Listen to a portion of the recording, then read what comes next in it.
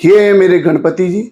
और आने वाली 7 तारीख को इनका विसर्जन क्षेत्र की जनता के साथ, जीत के साथ, क्षेत्रीय जनता के साथ हमारे यहां होगा। मैं आपसे वादा करता हूं, अपील भी करना चाहता हूं और उनका आशीर्वाद भी मांग रहा हूं। हाथ जोड़ के प्रार्थना भी करना चाहता हूं कि अब मेरा चुनाव निशान हाथी है।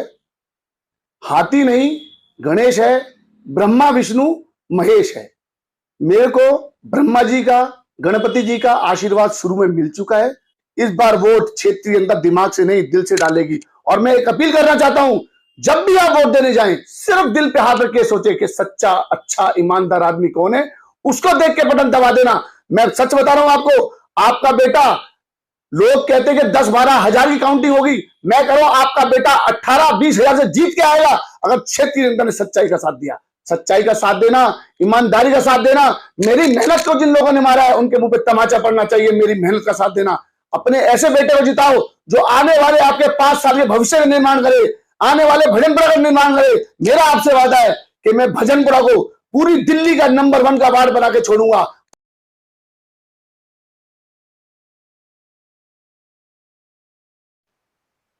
विनोद जी, स्वागत हमारे चैनल पे।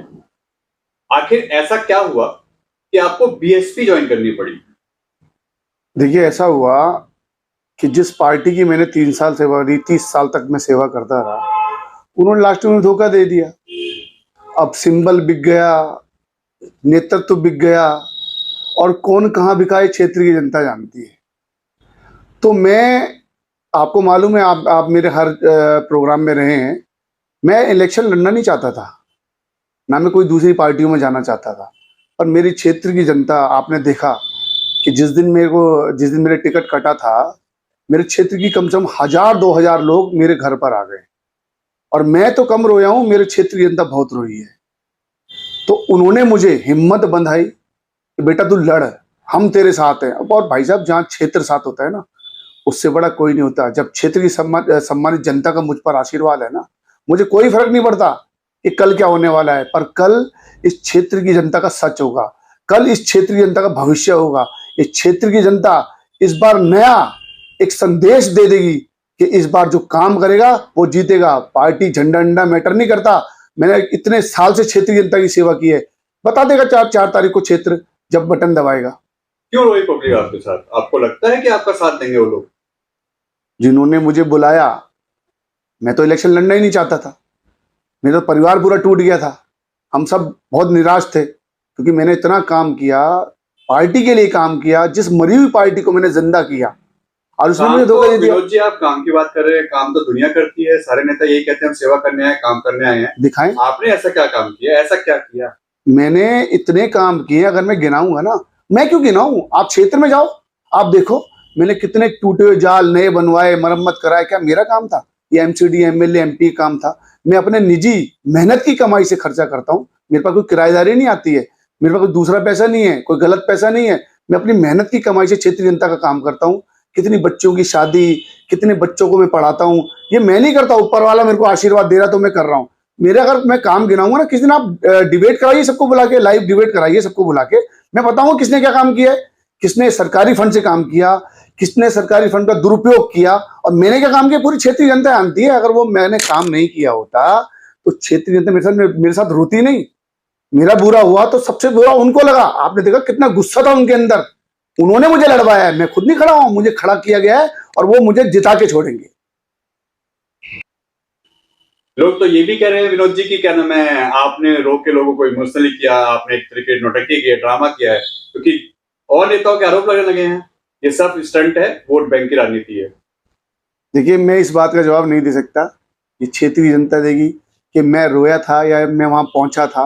पहले से लोग रो रहे थे, तो मैं भी, जब मेरी क्षेत्रीय जनता मेरे लिए रो रही थी, तो मैं तो वहां खुशियां नहीं मना सकता था। निराश मैं भी था।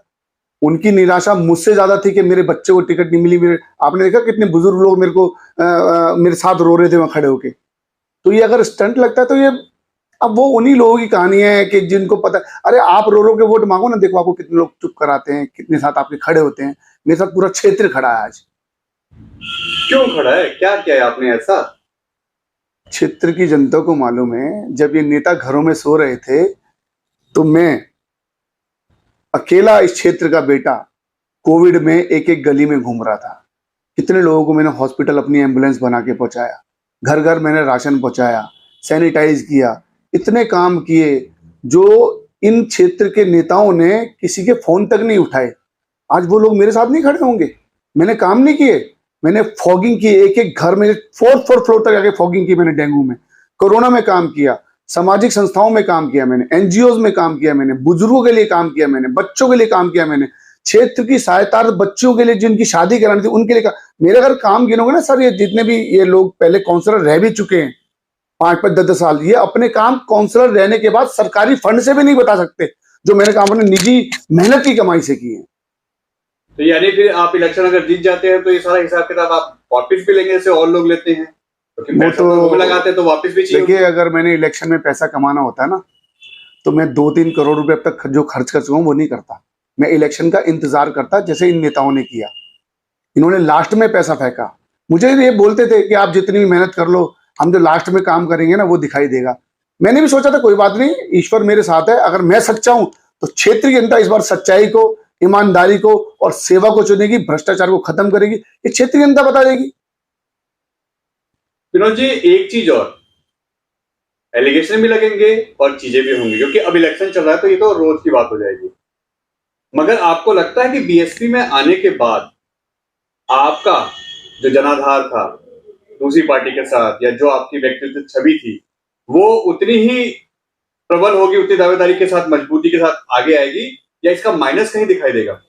मैं जब कांग्रेस में था तब भी मुझे क्षेत्रीय जनता वोट दे रही थी, और मैं आज आपको बता रहा हूं, बीएसपी में मैं नहीं आया हूं, मेरी क्षेत्रीय जनता ने फैसला किया कि आप लड़ो, किसी भी पार्टी से लड़ो, हमारा चेहरा विनोद जायस है, हमें नहीं मतलब कि झंडा डंडा आपके पास कौन सा है।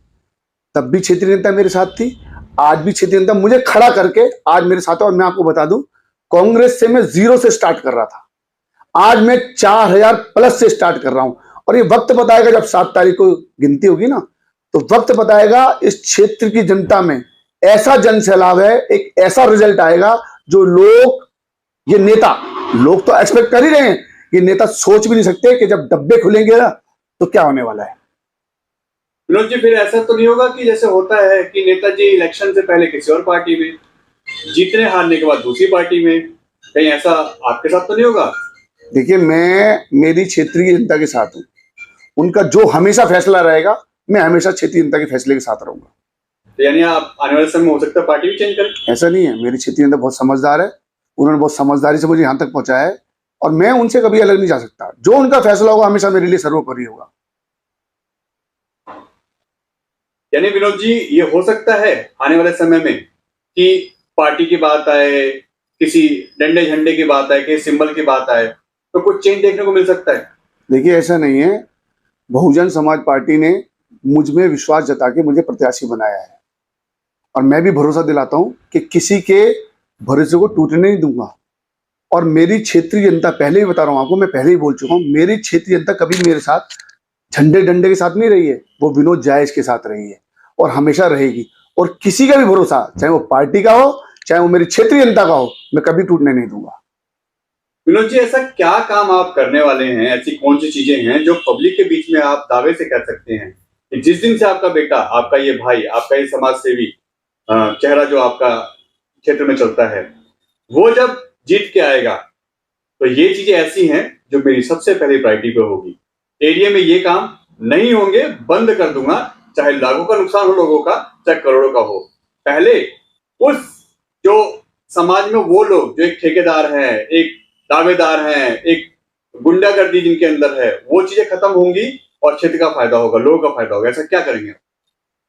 मेरे काम आने के बाद तो छोड़ो, मैंने अब तक कितने काम किए हैं। क्षेत्रीय जनता आज भी बोल रही है, ये हमारा बेटा अभी ना तो काउंसलर है, ना एमएलए है, ना एमपी है, इसने इतने काम कर दिए जो क्षेत्र में चुने हुए व्यक्ति ने नहीं करे, जो चुने हुए व्यक्ति भाग गए, जो आज इलेक्शन में दोबारा है, उन्होंने नहीं करे। और ऐसा मैं आपको बता दूं, हमारे क्षेत्र में काउंसलर क्या काम होते हैं। सबसे बड़ा काम एमसीडी का, जो हमारे क्षेत्र के मजदूर लोग, गरीब लोग, सहायतार्थ लोग, जो मकान 20-20 साल में मेहनत करके अपने पैसे से मकान बनाते हैं, और उसके बाद जैसे ही उनका लेंटर डरने वाला होता है, चील कौओं की तरह ये हमारे निगम पार्षद अपने जेईई को उनके घर भेज देते हैं पैसा उगाने के लिए। सबसे पहले मैं उस काम को बंद करूंगा। और मैं गंगा जल की सौगंध खा के कहता हूं, मैंने उस दिन भी आपके चैनल के माध्यम से कहा था, अगर मेरे क्षेत्र से, मेरे क्षेत्रवासियों की गाड़ी खून की कमाई का एक भी पैसा कोई एमसीडी का अधिकारी ले जाएगा, 1 घंटे के अंदर मुझसे पैसा वापस लेके जाना। ये मेरा वादा है आपसे, आपके चैनल के माध्यम से कह रहा हूं, और इसको रिकॉर्डिंग रखना।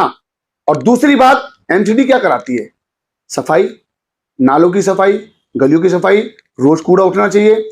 बड़े नाले ये बरसातों से पहले साफ होने चाहिए, जिससे अगर बड़े नाले ओवरफ्लो नहीं होंगे, हमारे छोटे नाले उसमें गिरेंगे तो गलियों में पानी नहीं भरेगा। और भी जो क्षेत्रीय समस्या है, सुख दुख में शामिल होना, और भी कोई क्षेत्रीय समस्या ऐसी हो जो एमसीडी के अंदर ना आती हो, मैं उसको भी काम करने की कोशिश करूंगा। पूरी क्षेत्रीय जनता मुझ पर विश्वास करती है, और मुझे विश्वास है कि इस बार क्षेत्रीय जनता सच्चाई का साथ देगी, ईमानदारी का साथ देगी, मेरी निस्वार्थ सेवा का साथ देगी, और एक ऐसा जन सैलाब उमड़ेगा।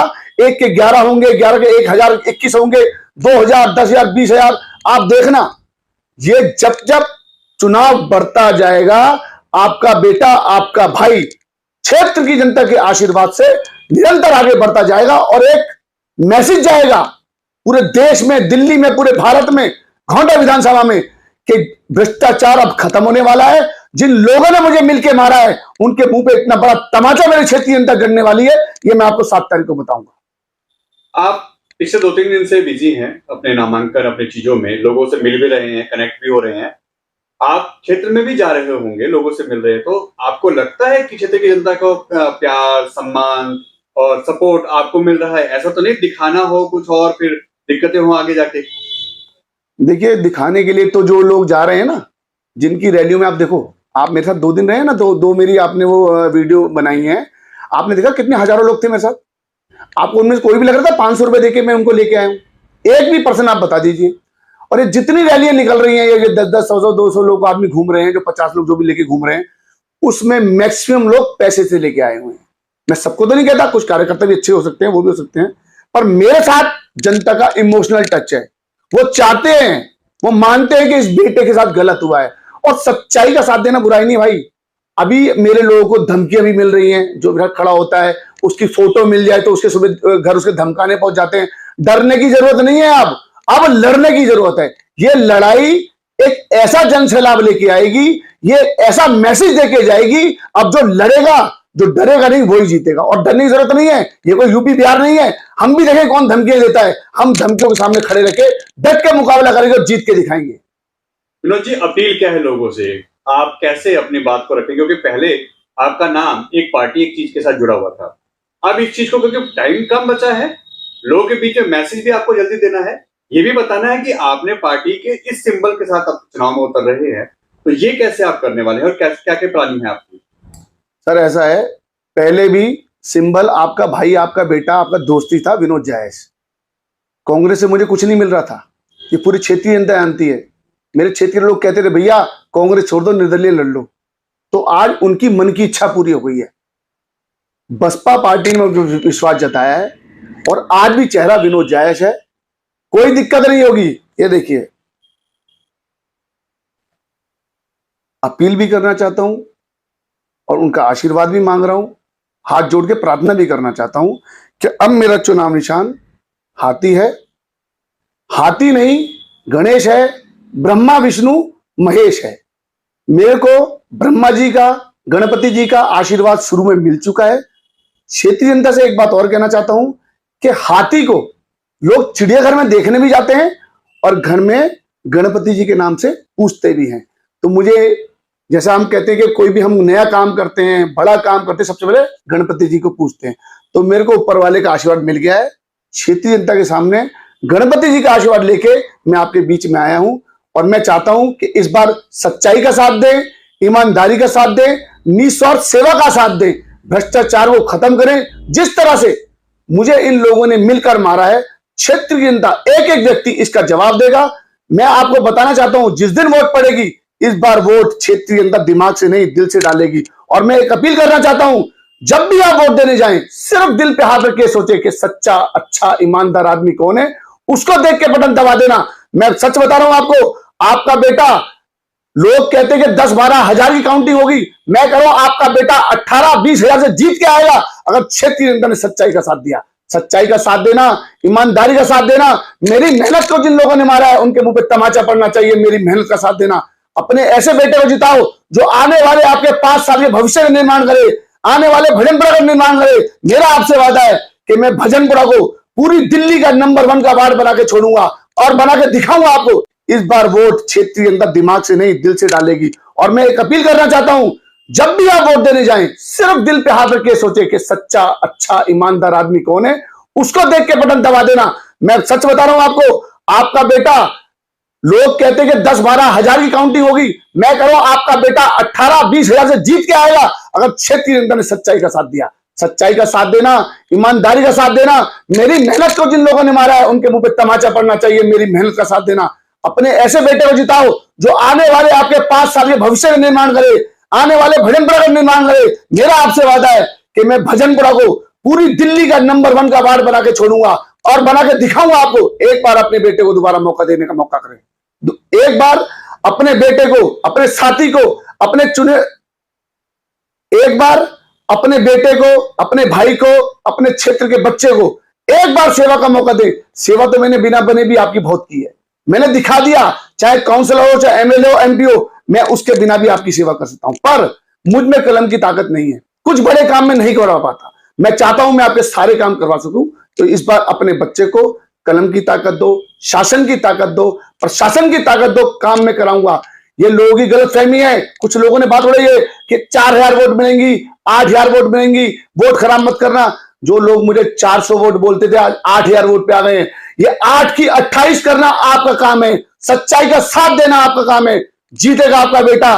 भरोसा रखना, भरोसा दिलाना, लोगों को बताना कि इस बार सच्चाई का साथ देना है। जय हिंद, जय भारत। तो विनोद जी, ठीक है, आपने लोगों को अपनी बात कही, मगर आप एक चीज और कह रहे हैं, आपको गणेश जी का आशीर्वाद मिल गया, आपको ब्रह्मा विष्णु महेश जी का आशीर्वाद मिल गया। तो क्या आप, हम ये मान के चले कि जैसे गणेश चतुर्थी के टाइम पे 1 महीने के लोग गणेश चतुर्थी मनाते हैं, 10 दिन अपने घर में गणपति बिठाते हैं और उसके बाद अपनी मनोकामना पूर्ण होने के बाद गणेश विसर्जन होता है, क्या ये आप भी कुछ ऐसा करेंगे? ऐसा कुछ है? पत्रकार महोदय, शायद ईश्वर की यही इच्छा थी, क्योंकि अभी गणपति, जब गणेश चतुर्थी आई थी, मेरे घर में, मेरे कार्यालय में गणपति जी का स्थापना हुई थी और हमने उनका भव्य विसर्जन किया था। तो शायद उन्हीं का यह आशीर्वाद है, उन्हीं की इच्छा है कि बेटा अब की चुनाव चिन्ह तेरा मैं ही हूंगा। और आपको बता दूं, वापस आज गणपति जी मेरे कार्यालय में, मेरे क्षेत्र में विराजमान हो चुके हैं। और ये देखिए, ये है मेरे गणपति जी। और आने वाली 7 तारीख को इनका विसर्जन क्षेत्र की जनता के साथ, जीत के साथ, क्षेत्रीय जनता के साथ हमारे यहां होगा। मैं आपसे वादा करता हूं। विनोद जी, हमसे बात करने का धन्यवाद। उम्मीद करते हैं कि जब रिजल्ट आएगा तो अच्छी चीजों के साथ आपके साथ बात करेंगे। आपका बहुत बहुत धन्यवाद।